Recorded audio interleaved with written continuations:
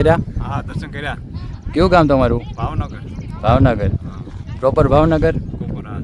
હા, નાથી શું દર્શન કરવા આવ્યા? દર્શન કરવા ઝાલરિયા પથ્થરના દર્શન. સ્પેશિયલ ઝાલરિયા પથ્થરના દર્શન કર્યા તમે? હા કર્યા. જય માતાજી, કેમ છો બધા? આશા રાખું કે બધા મજામાં જ છો. ફરી એકવાર તમારો ભાઈ ન્યૂ વ્લોગ લઈને આવી ગયો છે. તો આપણા વ્લોગમાં તમારું હાર્દિક સ્વાગત છે. અત્યારે વાગી ગયા છે 4 અને આજે 4 વાગે વ્લોગ ચાલુ કરું છું. અત્યારે જો 4 વાગી ગયા છે અને 4 વાગે આજે વ્લોગ ચાલુ કરું છું. અને આજે તમને કંઈક એવી જગ્યાએ લઈ જવાનું, તમે જોઈને શોકે ઉઠશો કે આ શું છે. જોકે તમને થંબનેલ જોઈને ખબર પડી જ ગઈ છે કે આપણે ક્યાં જવાના છે. તો આગળ વ્લોગમાં બનાવી દેજો. વ્લોગ તમે સ્કીપ કરીને નહીં જોતા, ટૂંકમાં એટલે કે કાપીને નહીં જોતા. તમે જોજો, તમને કંઈક વસ્તુ અલગ છે અને તમને જોવાની મજા આવશે. કેમ કે એ વસ્તુ તમે જોશો શોકે ઉઠશો કે આ અદ્ભુત વસ્તુ છે. કે અત્યારે આપણી પ્લેટિના પડી છે, તો પ્લેટિના લઈને જવાનું છે. અને આગળ જેમ બને એમ આખો વ્લોગ જોવાની કોશિશ કરજો. તમે આખો વિડીયો જોજો, અદ્ભુત વસ્તુ છે. તો અત્યારે આપણે હાલો જાવી ત્યાં.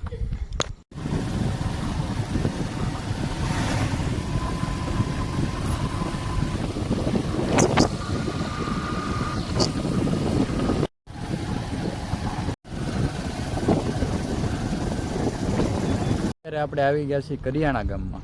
કરિયાણા ગામમાં જે આપણે આ બાબરા રોડ તરફથી 7 કિલોમીટર છે.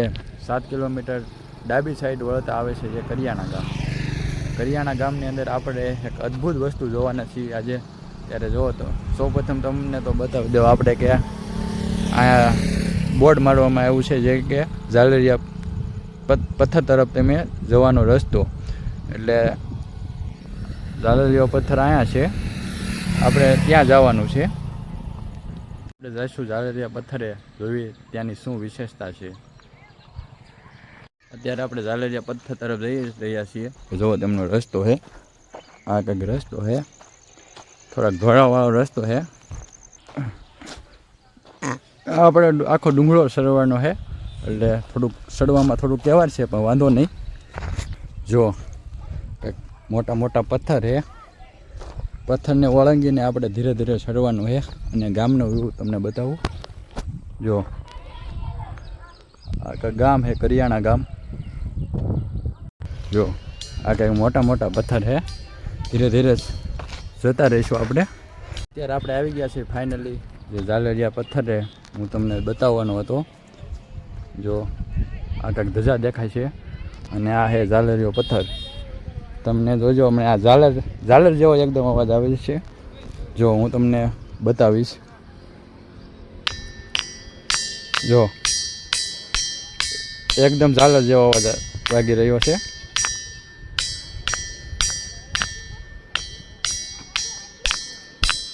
સાથે એક આપણે આ એક બીજો પણ પથ્થર છે.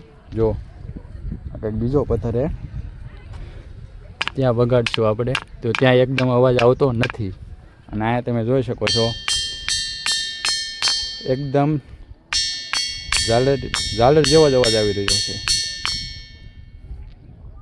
જો ત્યારબાદ આપણે જઈશું તો કે મૂર્તિ છે જે શંકર ભગવાનની.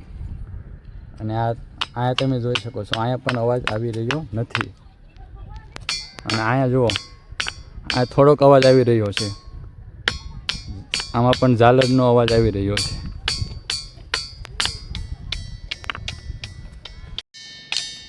જો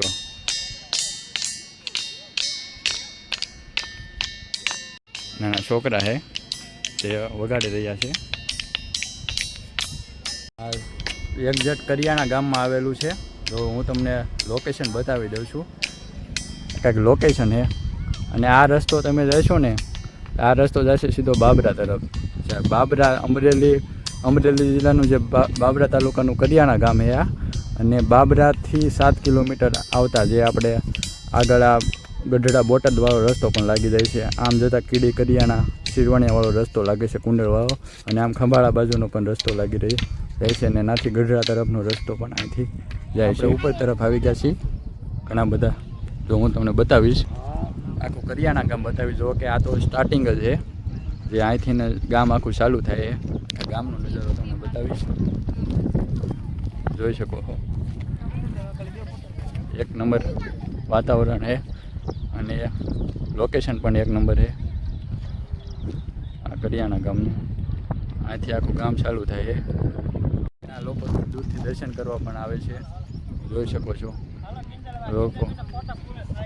આ લોકો દર્શન કરવા આવેલા છે અને તેમને આપણે પૂછ્યું, દાદા દર્શન કર્યા? હા, દર્શન કર્યા. કયું ગામ તમારું? ભાવનગર. ભાવનગર. પ્રોપર ભાવનગર? કોપરા. હા, નાથી શું દર્શન કરવા આવ્યા? દર્શન કરવા ઝાલરિયા પથ્થરના દર્શન. સ્પેશિયલ ઝાલરિયા પથ્થરના દર્શન કર્યા તમે? હા, કર્યા. કેવો અવાજ આવી રહ્યો છે? અસલ ઝાલર જેવો જ છે. ઝાલર જેવો જ અવાજ આવી રહ્યો છે. હવે પાછા ભાવનગર સાઈડ નીકળશો અત્યારે. શકો છો કે એ અહીંયા દર્શન કરવા માટે આવે છે. તે ભાવનગર છે, બોટાદ છે, ઘણા ગામોથી અહીંયા આવે છે. જો આ દર્શન કરવા માટે જ આવેલા છે. તમે જોયું કે કાંઈક અદ્ભુત પથ્થર છે, તમે પણ દર્શન કરવા આવી શકો છો. અને કાંઈક અદ્ભુત કાલ્પનિક પથ્થર છે અને ઝાલર જેવો અવાજ આવે છે અને ઘણા લોકો આવે છે. તમે પણ જરૂર એકવાર અહીંયા આવજો અને મુલાકાત લેજો. જે કરિયાણા ગામની અંદર, કરિયાણા ગામનું લોકેશન જુઓ. ગામનું લોકેશન જુઓ. તો જ્યાં સુધી તમને બતાવે ત્યાં બધે આ કરિયાણા ગામ જ છે, જોઈ શકો છો તમે. કરિયાણા ગામ અને આ નજારો જુઓ.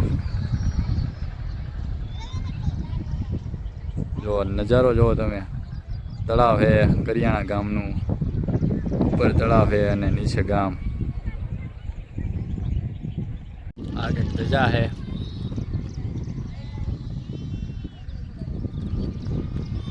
આપણે પથ્થર તો જોઈ લીધો અને તે પણ જોઈ લીધું કે તેમાં એકદમ ઝાલર જેવો જ અવાજ આવી રહ્યો છે. તો એના પાછળનું રહસ્ય શું છે, કઈ રીતનું છે, તેનો ઇતિહાસ શું કહેવા માગે છે, તે આપણે જોયું. અને એકદમ ઝાલરિયો પથ્થર છે, તેનો ઝાલર જેવો જ અવાજ આવી રહ્યો છે, તે પણ જોયું. અને હવે આપણે જોઈશું કે તેની પાછળ રહસ્ય શું છે અને તેનું શું એવું અદ્ભુત વસ્તુ છે કે તેની પાછળ. જોકે મને પ્રોપર નથી ખબર, પણ જે સૂત્રોના હવાલેથી જે મિત્રો આપણને ખબર મળી છે, સૂત્રના હવાલે જે સૂત્રો કહે છે, જોકે હું કોઈ એવો દાવો મારો ખુદનો નથી કરતો, ગ્રંથમાં લખાયેલું છે અને સૂત્રોના હવાલેથી જે મને ખબર છે એ પ્રમાણે કહું તો ઘણા વર્ષો પહેલાં, હજારો લાખો વર્ષો પહેલાં અહીંયા સ્વામિનારાયણ ભગવાન આવ્યા હતા. સ્વામિનારાયણ ભગવાન અહીંયા કરિયાણા ગામમાં આવ્યા હતા. કરિયાણા ગામ જુઓ તમે. કરિયાણા ગામની અંદર સ્વામિનારાયણ ભગવાન આવ્યા હતા. કરિયાણા ગામની અંદર રહેતા હતા. ત્યારે તેના વાંસળીના સૂર મસ્ત હતા. તેના વાંસળીના સૂર સાંભળવા માટે લોકો ગુંજી ઉઠતા અને કહેતા હતા. એકવાર જ્યારે અહીંયા સ્વામિનારાયણ ભગવાન બેઠા હતા ત્યારે કોઈ ગામના લોકોએ કહ્યું કે તમે તમારી વાંસળી વગાડો. સ્વામિનારાયણ ભગવાનને એવું કહેવા માગ્યું કે જો હું વાંસળી વગાડું તો તે ગાયો છે બધી તે અહીંયા આવી જશે. સ્વામિનારાયણ ભગવાન જો વાંસળી વગાડે તો ગાયો બધી અહીંયા આવી જાય તેવું કહેવામાં આવ્યું. ત્યારે બાદ શ્રી કૃષ્ણ બાદ સ્વામિનારાયણ ભગવાને વાંસળી વગાડી, તેના સૂર છે તે આમાં બેસી ગયા. એક અહીંયા અને થોડોક અહીંયા વાગે છે. તેના સૂર અહીંયા બેસી ગયા, તેથી ઝાલર પથ્થરનો જે ઝાલર જેવો અવાજ આવવા માંડ્યો. અને ત્યાં અહીંયા બે પથ્થર હતા. એક અહીંયા બાજુમાં પથ્થર હતો જે આપણે કુંડળધામ કહેવાય છે. કુંડળધામ જે આપણે સાળંગપુર, બોટાદ જિલ્લાનું જે સાળંગપુર જે આવ્યું ને તેની આગળ જતાં એક કુંડળધામ આવે છે. ત્યાં જે પથ્થર છે આવો, તમે કદાચ ગયા હોવ તો જોઈજો, ત્યાં આવો જ પથ્થર છે જે અહીંયા જ પડ્યો હતો અને કરિયાણા ગામની અંદરથી લેવામાં આવ્યો છે. એ પથ્થર પહેલાં અહીંયા કરિયાણા ગામની અંદર મૂકવામાં આવેલો હતો અહીંયા, અને અહીંથી ને ત્યાં લઈ ગયા કુંડળધામ, જે બોટાદ જિલ્લાની અંદર આપણે સાળંગપુરની બાજુમાં આવેલું છે. જે બોટાદ જિલ્લાની અંદર જે સાળંગપુરમાં આવેલું રહ્યું કુંડળધામ, નાનો પથ્થર હતા એ પણ અહીંથી જ લઈ ગયા છે, જે કરિયાણા ગામની અંદરથી. મેં તમને પથ્થર બતાવ્યો અને આ જે તમને વાત હતી જે આની પાછળની જે ગ્રંથમાં લખાયેલી વાત છે, મારી ખુદની બનાવેલી કે એવી કોઈ વાત નથી, ગ્રંથમાં લખેલી છે અને સૂત્રોના હવાલેથી જે મને ખબર મળી છે એ માટે આ સત્ય હકીકત છે, કોઈ રમત નથી. નકર આમાં તો અવાજ ના આવે. જો એકદમ પથ્થર છે, સાદો પથ્થર છે. તમને વિડીયો ગમ્યો હોય તો જેમ બને એમ શેર કરજો. જો આ તળાવ છે, તળાવ પાછળની પણ આપણને એક વાત જણાવવાની છે તમને. અને તમે જોઈ શકો આની આગળ એક કોઠો છે. એ કોઠા તેમની વાત તમને જણાવવાની છે, પણ આ વિડીયોની અંદર તમારી કોમેન્ટ આવશે તો આપણે તેનો પણ એક વિડીયો બનાવીશું અને મિનિમમ 100 લાઈક અને 50 કમેન્ટ આ વિડીયોમાં કરી દઈશું તો પણ આપણે એક ફાઇનલી મિત્રો આપણે દર્શન કરી લીધા છે અને અત્યારે પાછા આપણે નીચે તરફ ઉતરી રહ્યા છીએ. અને જો નીચે ઉતરવા આવી ગયો છું. આપણે આ બાઈકે આવી ગયા છીએ અને હવે પાછા જઈશું. અત્યારે આવી ગયો છું આ દડે રમવા, જોઈ શકો છો તમે. દડે રમવા માટે આવી ગયો છું. અત્યારે બેટિંગમાં વારો છે આપણો.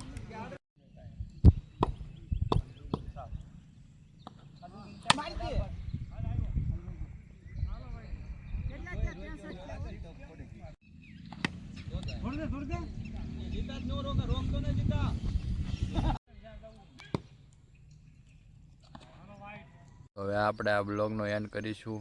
બ્લોગ કેવો લાગ્યો તે જણાવજો અને જો તમને પસંદ આવ્યો હોય તો લાઈક શેર અને કમેન્ટ કરી નાખજો. અને જો પહેલી જ વાર આપણી ચેનલ ઉપર આવ્યા હો તો સબસ્ક્રાઈબ કરવાનું ભૂલતા નહીં. અને બ્લોગ કેવો લાગ્યો તે ખાસ જણાવજો. અને આની પછી જો તમે આમાં સારો રિસ્પોન્સ આપશો અને તમારી કોમેન્ટ આવશે તો આપણે હજી એક વ્લોગ બનાવવાનો છે, જે આપણે કોઠાનો વ્લોગ બનાવવાનો છે. કોમેન્ટ કરી જરૂર જણાવજો.